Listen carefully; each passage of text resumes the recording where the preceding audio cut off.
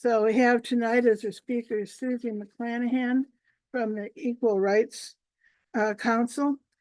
This is an independent organization that promotes fair housing and equal rights. They also do testing, you know, the kind of testing where they send a black couple and a white couple to get an apartment and see if they're treated the same or differently. They do that kind of thing in Northern Virginia, in Fairfax County. They test about renting, lending, real estate sales, mortgage lending.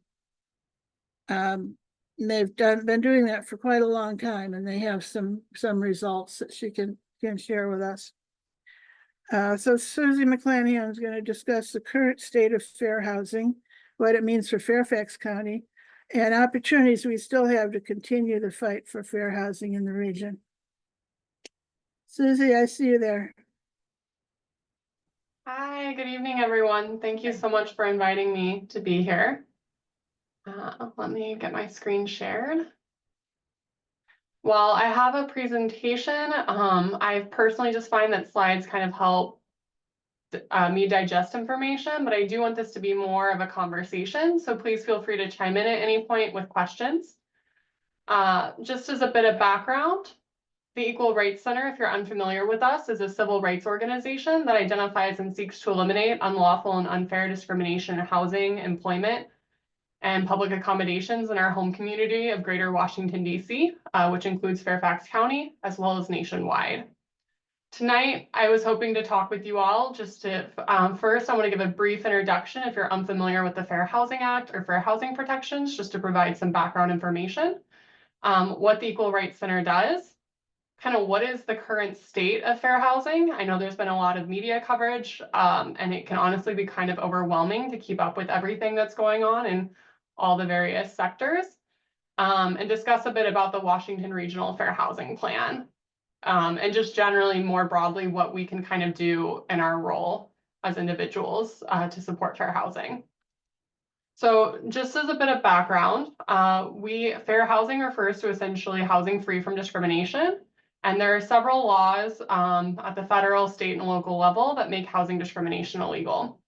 So the Fair Housing Act was passed in 1968 and includes protected classes, which are identities upon which it's illegal to discriminate, prohibited activities, which are the actions that would be illegal to do based on a protected identity, and what is frequently wasn't thought about for decades after this was put in until the Obama administration, is that jurisdictions that receive federal funds must affirmatively further fair housing, or you may have seen the abbreviation AFFH. And there has been a lot of back and forth since the Obama administration as to what affirmatively furthering fair housing means and how we can actually further promote fair housing.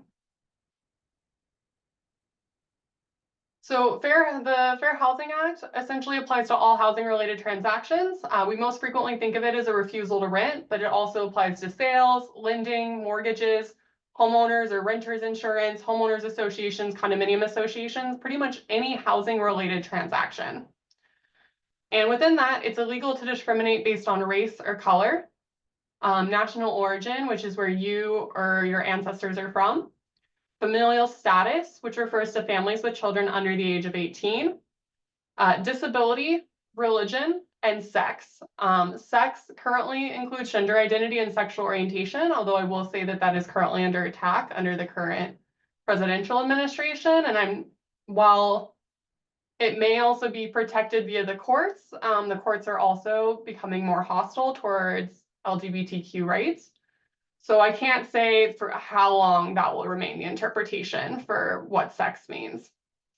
That being said, something that's really important to keep in mind is that these protections are not only at the federal level, but they also exist at the state and local level. So the state of Virginia also protects on the same identities and goes further and also makes it illegal to discriminate based on elderliness, which it defines as 55 years of age or older. It explicitly protects based on sexual orientation and gender identity. It makes it illegal to also discriminate based on source of funds, which is where we see some of the most rampant discrimination, which is based on how people will pay their rent. And unfortunately, there's significant discrimination against people with housing vouchers, and it's illegal to discriminate based on military status.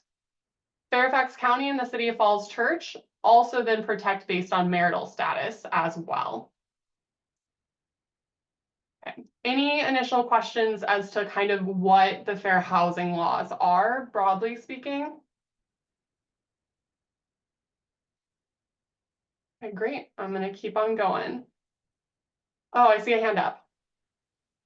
This is D. You forgot to put appraisal that's part of housing too. So there's discrimination in appraisals in the fair housing, in housing as in general. Yeah, absolutely. Thank you for mentioning that. So appraisal bias is currently has been a hot topic of conversation. There was a case that happened in the Maryland suburbs actually recently.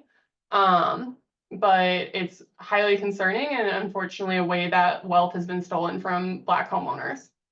So absolutely, appraisal discrimination would also be illegal under these laws. Okay, so just a bit of background as to what the Equal Rights Center does then.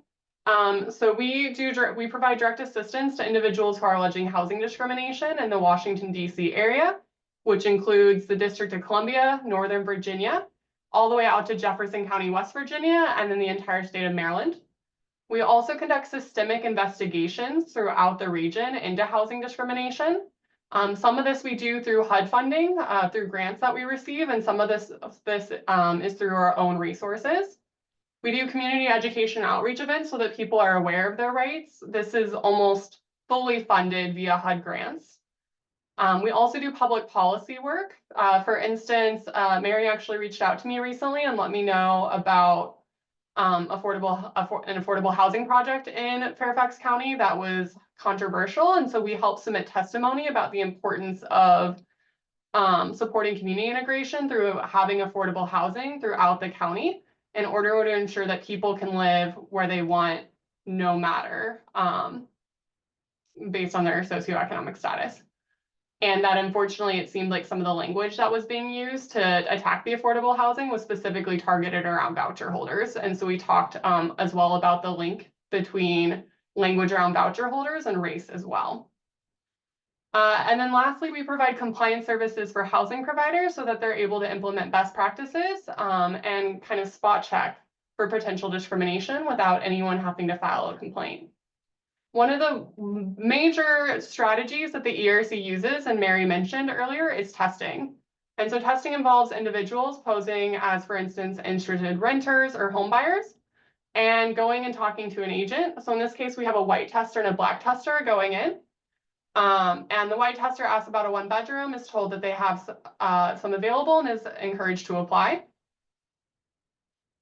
Now, later, a black tester goes in, asks for the same information, and in this case is told, unfortunately, that there's no units available.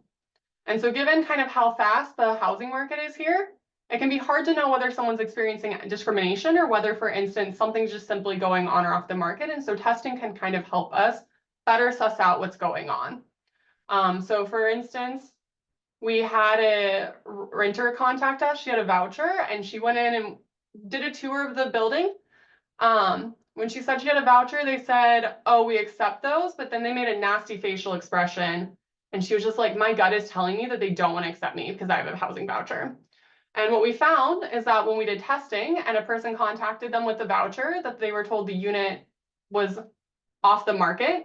And when she actually went in after she did the tour, they called her soon after and said, I'm really sorry, we have another application in, but we're happy to show you some other properties elsewhere. But when we had a tester contact without the voucher, what we found is that not only was that unit available, but there was another unit available in the building. So they were essentially screening people for vouchers to see whether or not they would offer the unit to them. So that would be an example of intake-based testing we did where someone contacted us and testing helped actually confirm what exactly was going on in the market.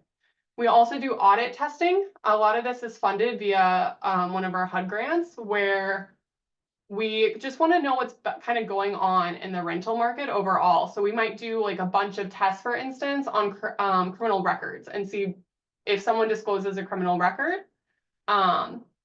And I think a while back, for instance, we had white women and black women disclose criminal records and see what they were told and see whether there might be discriminatory treatment based on race. Systemic investigations we also use testing to help launch systemic investigations. For instance, we might receive tips about a certain housing provider. Folks have contacted us, for instance, about housing providers in Northern Virginia that may not be accepting vouchers, and then we can do testing to confirm what exactly is going on. And then we will also do contract testing for jurisdictions, as Mary mentioned. We've had several testing contracts with Fairfax County over the last several years, where we will do testing into the rental market or lending market to understand more broadly kind of whether discrimination may be at play in the local market, and if so, what it's looking like. And then lastly, we do compliance testing for housing providers. So just a bit more about our intake program. We do provide advocacy to address possible discrimination. We also assist people with disabilities with requesting reasonable accommodations, such as like an accessible parking space or having an emotional support animal in housing in a no pets building. We also do testing, as I mentioned, and we do accessibility site surveys. And lastly, we help people actually file complaints with either Fairfax County Office of Human Rights and Equity Programs or HUD. So that is just a bit of an overview about the ERC. I wanted to spend most of our time. I know there's a lot going on with what's going on with fair housing generally. So I want to just quickly pause and see if there's any questions before I move into this section. I just had a quick question, Susie. This is Jesse. When I think about realtors, and I'm thinking about the other side of the discrimination, which could be we have an option as homeowners to select our agents and whether we choose someone of color or not.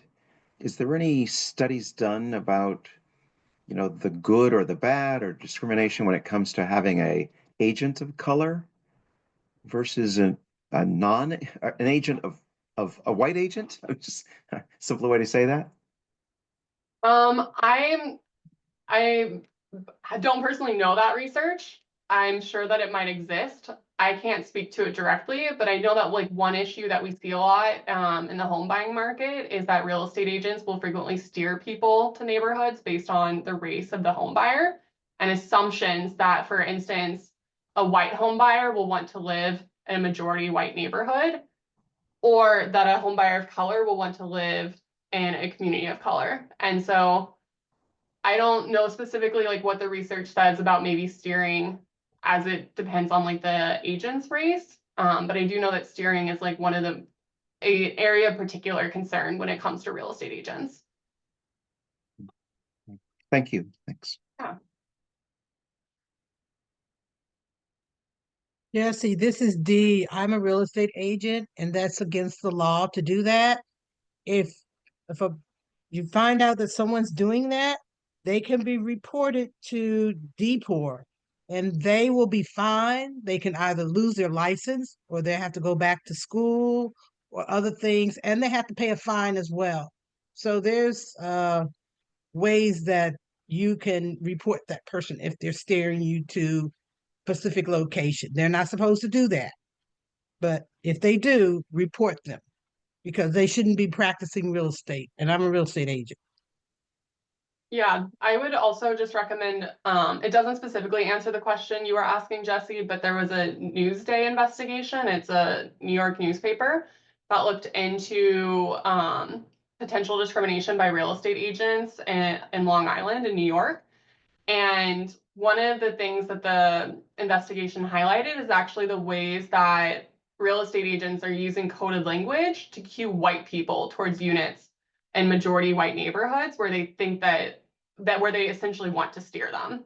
And so lots of comments will be made about better quality schools or the level of crime in neighborhoods, or just like, neighborhoods that are more peaceful. So there's a lot of racially coded language that can also happen. And much of that is actually happening towards white home buyers. And it really speaks to the importance of white home buyers also being mindful of kind of what their agents are saying and what choices those agents are making, because they might actually be able to pinpoint race discrimination that's occurring. Because what the investigation found is that given the exact same information from home buyers, where one home buyer was white and one was either Latina or a Black woman, and they would tell the home buyers of color that like, oh, well, you know, we'll show you this neighborhood. It's great. I love showing people this neighborhood. And they tell the white home buyer, I wouldn't live here if I were you. Like, check the crime rates, check the school rates. You know, and it was really discouraging to see just like the very different treatment that individuals were given based on the race of the home buyer. Any other questions? Yeah, Yeah. this is Ken from Fairfax. If I remember correctly, it's against the law to refuse the mortgage industry and everything like that, but it's against the law to refuse a person either renting or buying a house for a color because of color. And I think it's called the Fair Housing. I can't remember, Fair Housing something. But I think if you look that up, it's against the law for anybody, real estate or someone acting in that possession, even if you're selling your own house. It's called the Fair Housing Act. And I think it was done back in the 1980s or so. It may have changed a little bit, but Susie, you probably know more about that. I'm an old man, so you probably know more about that than I do. So Don't sell yourself short. As you said, so the Fair Housing Act, that's the federal law you're talking about. Yes. It was passed initially in 1968, but as you alluded to, in the 1980s, it was amended and Right. they added protections for sex and disability. And yes, the practices I'm describing, to be clear, are absolutely illegal. They just unfortunately still happen. And so something for individuals who, for instance, are buying a home, no matter how they identify, you know, you can be mindful of how an agent, for instance, or any real estate professional is engaging with you and listening for ways that like there might be signs of discrimination, because if discrimination is occurring, that can be reported and it is illegal. right. Thank you. Yeah. Anything else? Okay, great. So next we're going to talk about the state of fair housing. I'm just going to preface this by saying that I know this can be, right now, things that can be extremely bleak, and we will be talking after, just kind of going over what the state is right now, ways that we can engage. But I do know that there's just a lot going on, and I want to kind of explain what's happening and what it all means. So I welcome questions throughout this, or if folks have topics of discussion, other things you're hearing. This, again, I don't want to feel like it's a PowerPoint presentation that's happening at you. Like, I do want this to be an actual conversation. So as a bit of background, the U.S. Department of Housing and Urban Development, also known as HUD, is currently going through massive cuts. Latest reports indicate about 2,300 employees, or what is about 23% of HUD staff. So they had about 10,000 employees, have supposedly retired, been put on administrative leave, or taken the deferred resignation program, and are no longer with the agency or won't be with the agency for much longer. In addition to that, the cuts specifically in the Fair Housing and Equal Opportunity Office are even more severe. So while there are discussions that there may be potential cuts of up to 50% of HUD staff, at the Office of Fair Housing and Equal Opportunity, we're looking at more around 3/4. So current numbers floating around is that they might try to cut about 76%. Now, the Fair Housing and Equal Opportunity Office is the office responsible for fair housing. So they're the office investigating complaints of housing discrimination. They're the office administering grants to organizations like the ERC that do fair housing work as nonprofits. And so there are significant concerns that cutting that much funding will have devastating impact on HUD's ability to actually enforce the Fair Housing Act. So there's essentially two main ways that people report housing discrimination. One is through filing a complaint at HUD or a similarly situated state or local agency. So Fairfax County Office of Human Rights and Equity Programs is the agency in Fairfax County that will frequently investigate housing discrimination complaints. and they receive money from HUD in order to investigate complaints on behalf of HUD, essentially. Cases can take years right now at HUD, and that's with full staffing. So this level of cuts could be pretty dire. HUD also plans to close its field offices in 34 states and DC, meaning that there will be fewer points of contact with the community in order for people to get information about their rights and have local staff familiar kind of with what the local housing landscape is. Now, as I mentioned, there's lots of cuts potentially coming to the Fair Housing and Equal Opportunity Office. In addition to that, you may have heard about HUD canceling fair housing grants specifically. So in late February, HUD canceled 78 fair housing grants, which totaled all in all about $30 million to various nonprofit fair housing organizations. Some organizations saw all of their HUD grants, for their HUD fair housing grants canceled. Others saw none of theirs canceled. We, for example, have 3 grants from HUD for fair housing work, and one of the 3 of ours was canceled.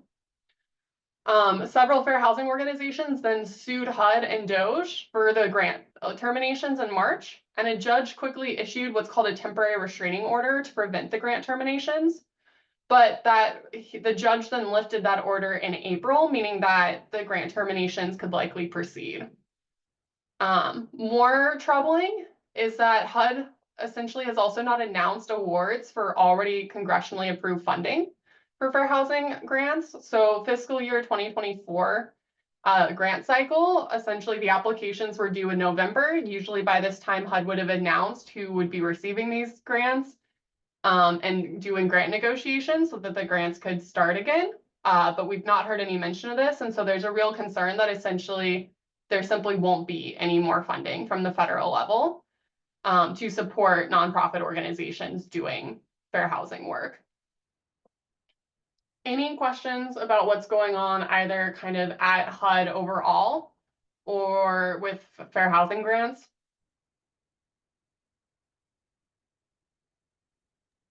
I have a question. This is Lenore. Is there any thought or are you aware of any other organizations who might be helping these organizations since they won't be getting money from the federal government?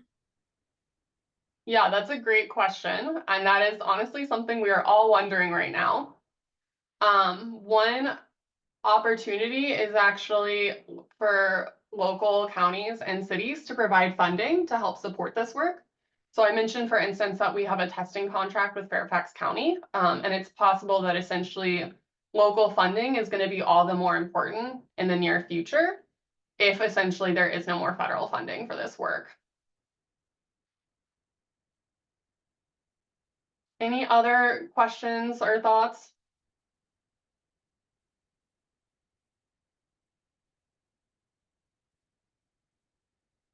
Okay. Then that's kind of the state of staffing and what's going on kind of budget wise. I wanted to also talk a bit about the Affirmatively Furthering Fair Housing interim final rule. So there has been a major volley back and forth since essentially the Obama administration did the first AFFH or Affirmatively Furthering Fair Housing rule. And there have been a lot of changes in the last decade, essentially. The most recent update, and yes, Jesse, I promise you after this slide, we're talking about what we can do. So I know that this is hard. And I also just wanted to provide some context as to what's going on. So I'm very much with you.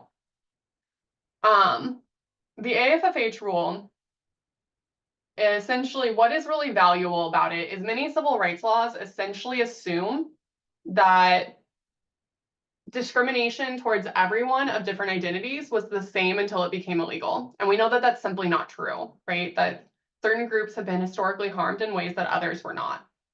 And so what is actually remarkably unique about the Fair Housing Act and the Affirmatively Furthering Fair Housing rules, it's that not only is discrimination now illegal, but we actually now have to undo the harm that we know was created by discriminatory policies up until this point. So it's not just that everyone now starts from wherever they were at and we just can't do discrimination anymore. We actually need to take meaningful effort to undo the discrimination that the federal government and local jurisdictions was frequently a primary mover of and worked to create integrated communities. Now, this has unfortunately been extremely controversial, and the Biden administration was actually working to strengthen the affirmatively furthering fair housing rule, but it's been rolled back under the current administration. So the law itself, essentially, there's like one sentence in the entire law that just says any federal agency or recipient of federal funding, which is going to be pretty much any local jurisdiction, including Fairfax County, must affirmatively further fair housing if they're receiving money from HUD or from a housing program. So it's like a single sentence in the law, and there's been a lot of debate back and forth as to what that actually means and how to do it. The most recent interpretation, the Trump administration published what's called an interim final rule on March 3rd. The rule essentially became effective on April 1st, and you can still comment on it, but it's currently in effect as of 22 days ago. What it did is it removed the requirement that local jurisdictions have to create a plan to remove fair housing barriers. So if anyone was here at the meeting last year that I presented at, I walked through what was going on with the Washington Regional Fair Housing Plan, which included Fairfax County, and the goals that they had set up to address the largest fair housing barriers in the region. And essentially what the new rule says is you don't actually have to create a plan. You don't actually need to do the research and look and identify what are the specific barriers in your local region that are happening. Now, local governments and agencies can simply self-certify that they are affirmatively furthering fair housing. So essentially the federal government says, we'll take you at your word, just check the box and you're good to go. And it significantly reduces the burden on local jurisdictions in order to actually take steps. So previously, under the prior rule, it said that local jurisdictions and federal agencies needed to take meaningful actions to support desegregation, promote integration. But it said that there essentially meaningful steps had to be taken, not just, anything. What the current law or what the current rule says is any action rationally related to promoting fair housing is enough to suffice that you have affirmatively furthered fair housing. So if you do literally anything that could reasonably be associated with not, promoting housing discrimination, you have fulfilled this requirement. So the minimum threshold has essentially gone to the floor. Now, I do want to say that this is essentially the minimum required of jurisdictions, and something that I think we should keep in mind and be grateful for is that actually the Washington, D.C. region, which did a regional plan, so Fairfax County, Arlington, Alexandria, the District of Columbia, Montgomery County, I think Prince William and Loudoun all got together and said, hey, let's chat, let's figure out what's going on.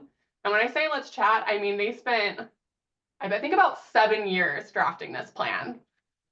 It was extremely and time intensive, and it was the first time that local jurisdictions throughout the DMV got together and actually created a plan that looked at more than just kind of what was going on in their specific, city or county limits. And what we know is that if something's going on in Fairfax County, it's also impacting Arlington, it's also impacting Loudoun and Prince William. And so this idea that we could solve for housing, the need to engage in housing desegregation, to address affordable housing within a single city or county, we knew was not going to be an effective strategy. And so the local governments got together, they created this plan, and the plan was finalized in November of 2023. Now, since they don't really need to create this plan, they could have chosen to stop the process, but they have actually chosen to continue it, which I think, speaks really well of the local governments. And it also means that there is an opportunity to continue to ask the local governments to essentially aim high instead of low. They can easily fulfill their AFFH burden now, but they can still continue to actually just go for that higher threshold of taking meaningful steps and actions. And so this kind of relates into the next section I want to talk about of what we can do. But I want to pause here to see if anyone has any questions, just kind of more broadly about what's happening or any topics that they wanted to discuss.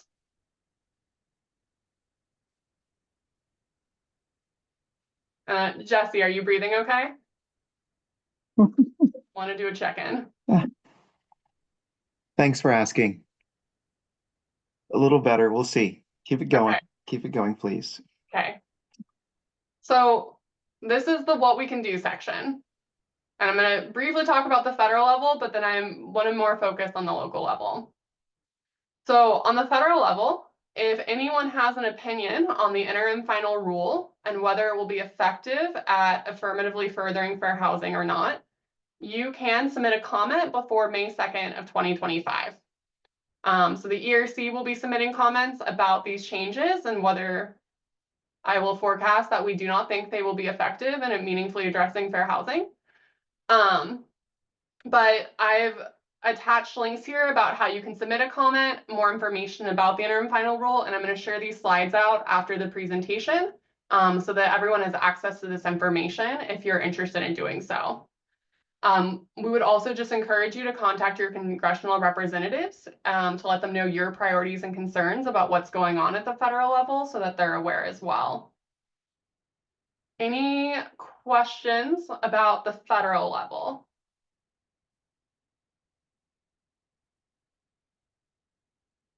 Okay. So then I mentioned this, but one of the exciting things is that at the local level is that we can still encourage Fairfax County to fully implement the goals that it made under the 2023 Washington Regional Fair Housing Plan. Last year, I actually I went over these goals in depth in case anyone has a really good memory. Your memory would then be better than mine. But essentially, what the goals were was one, and actually this was about 3 or 4 goals, was that the report found, and I don't think this will come as a surprise, but the DC region is in an affordable housing crisis. There is not enough affordable housing.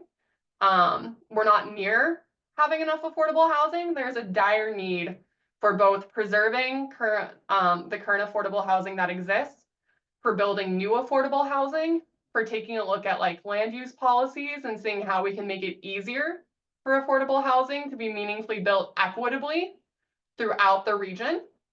And so I would say goal number 1, but essentially goals number 1 through 3, were we need more affordable housing. And I would imagine that that is a very resonant issue for folks in Fairfax County as well. The second goal was increasing homeownership generally, but also very specifically reducing the racial homeownership gap. And so we know that there are many challenges to becoming a homeowner. And if you look throughout the region, I don't remember the exact statistics off the top of my head, but the homeownership rates are very stark by race. And so one of the goals is to essentially help bridge that gap and figure out ways to make homeownership more accessible to individuals of color. Another goal was to increase community integration for people with disabilities. So this means having more housing that is accessible, having more housing, for instance, that is along accessible routes of transportation, and having just better community resources for individuals with disabilities so that they can live in the communities that they want. And then lastly, one of the goals was essentially working to eliminate housing discrimination. So these goals were made kind of at the broad regional level, but they were also then, most of these goals were then echoed specifically by Fairfax County on the local level as well. And so theoretically, for the next 5 years, they should be reporting out on what they're doing to address these goals.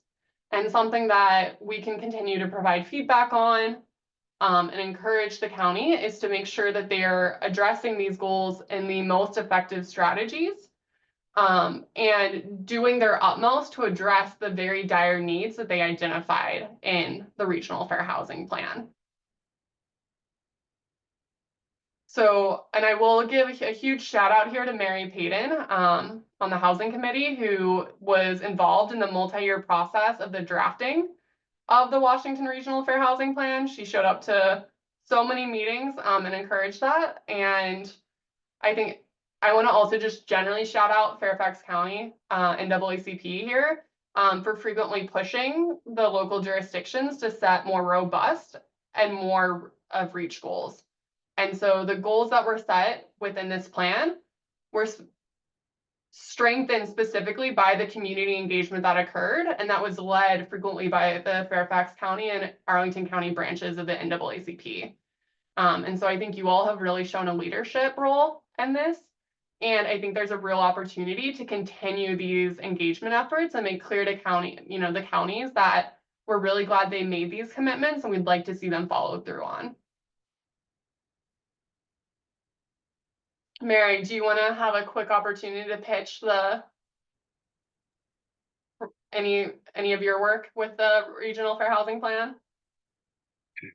Yeah, I don't know if the counties still, or any of the counties or jurisdictions engaged in making reports to COG on their progress. Yes, so for context, COG, the Metropolitan Washington Council of Governments, was the facilitator of the process, and they are now working actually to convene the jurisdictions and have them report back out on their goals.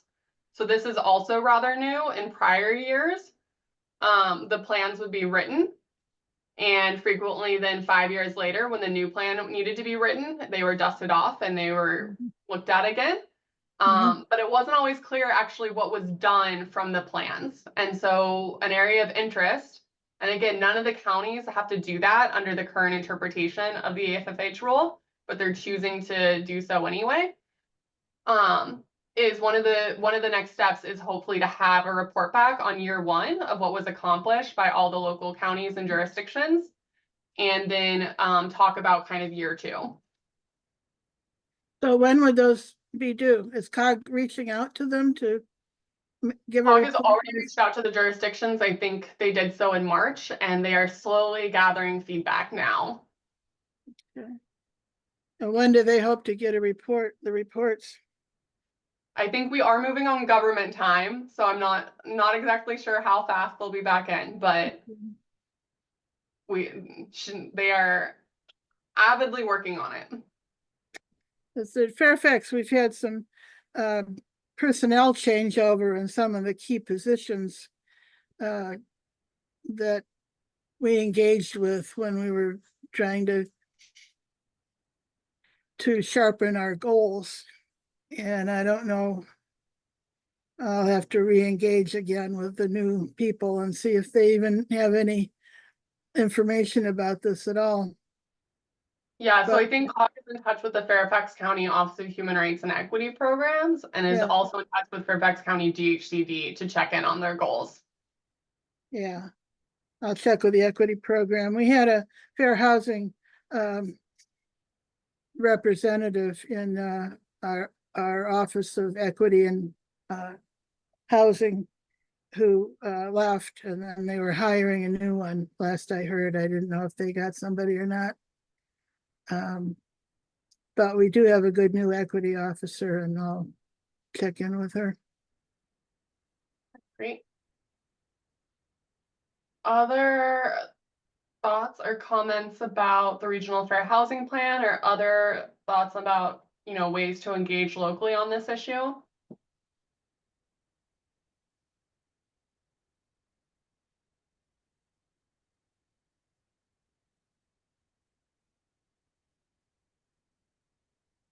Okay, well, then I will keep us moving. Okay, so some other ways to get involved are you can become a civil rights tester actually for the ERC if you are interested in going undercover and seeing what's going on in the local housing market. Testers work with the ERC to gather information to identify unlawful discrimination by posing as individuals seeking housing.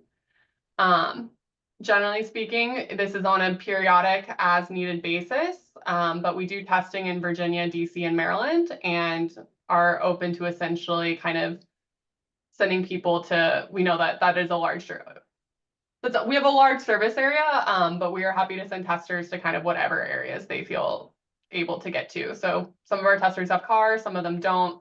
We're not going to send a tester living in the middle of downtown DC without a car to Prince William County, for instance. So if that is of interest, there is a link here and a QR code. And again, I'll share these slides out later if you want to fill that out. Additionally, there's a number of events going on in the next couple weeks, and Mary already beat me to some of them. But we do have the ERCs for Housing Month event on this Friday, April 25th from noon to 1:30 p.m. at our office in downtown DC, right behind Union Station.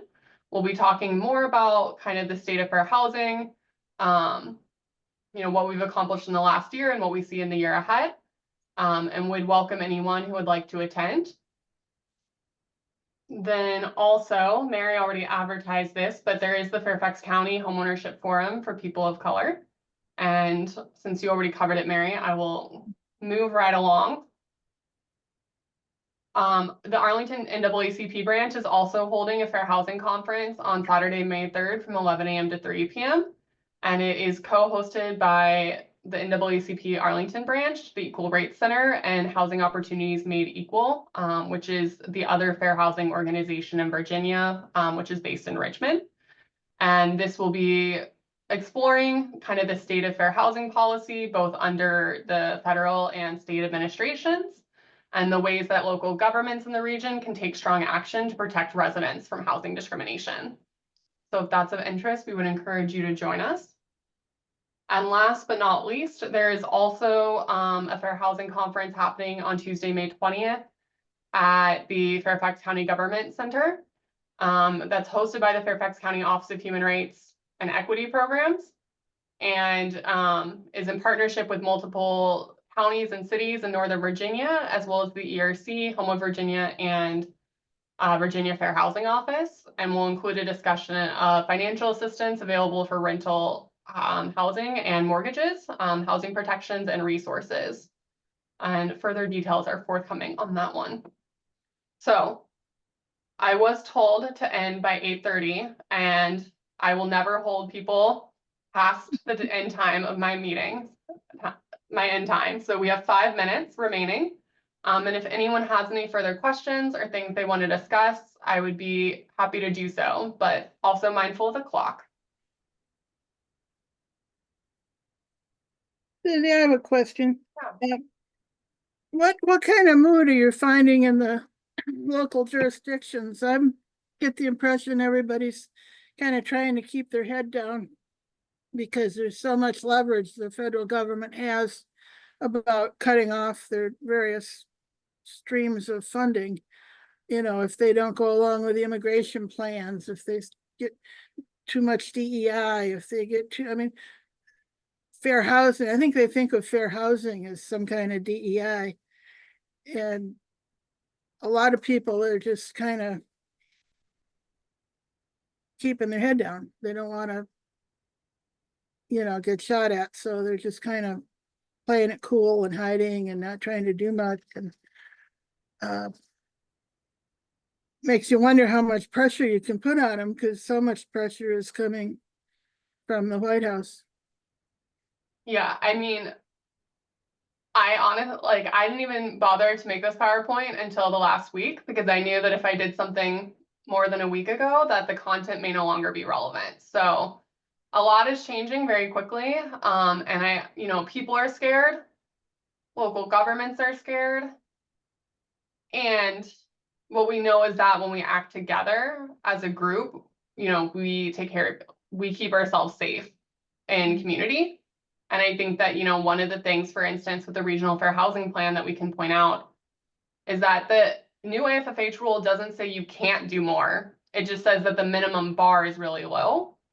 And there is safety when we move in groups and movements. And so that, having the larger region do this as a whole versus like one county take the lead is a real opportunity to provide kind of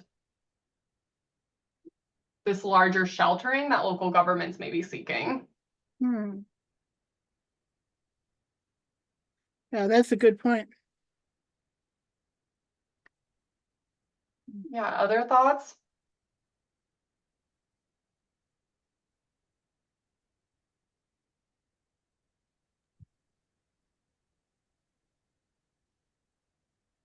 What's involved in being the tester? Yeah, testers just- will, go to either apartment buildings or, leasing offices, what have you, or make phone calls. And kind of just record what their experience is like. Just objectively kind of note take what happens on a report form. And testers, we provide stipends to compensate them for their time. And it's, I would say, very periodic, you know, maybe like one, like many of our, some of our testers are super engaged and might be testing every month, but many of our testers might only be doing tests like once a quarter or something like that. So it just Well- kind of depends on what we need and what works for the tester schedule. So how do you get involved? I saw a QR code, but I didn't have a chance. to Yeah, read it. so if you, there's a link and a QR code on that page, and I can actually just put the link in the chat. But if you fill out just like a basic interest form, we do periodic tester trainings. So you might not hear from us initially because we just kind of wait till we have a critical mass where we're looking to train new testers. But we reference that and then reach out to people to schedule for tester trainings that we host a couple times a year. Let me stop sharing these slides so I can get to it. Come on, Zoom. Oh, there we go.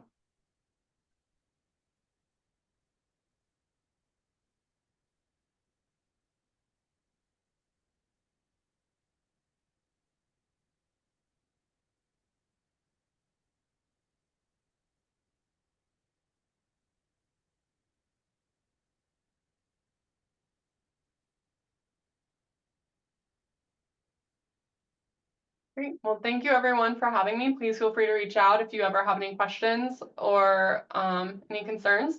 And I really appreciate you all making the time to let me come and present.